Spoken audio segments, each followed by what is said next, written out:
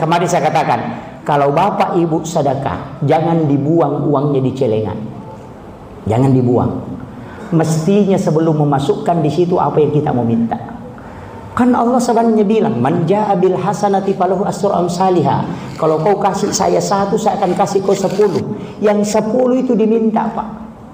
Minta itu apa yang kita mau minta. Makanya sedekah, kalau ada sesuatu yang tidak cukup, kita mau beli mobil, tidak cukup uang, cukup lakukan itu.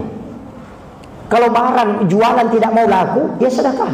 Saya kasih analogi sederhana. Kalau ada air di selokan tidak mau jalan, tidak bisa lewat, tidak bisa mengalir, itu selokan digali atau ditimbun?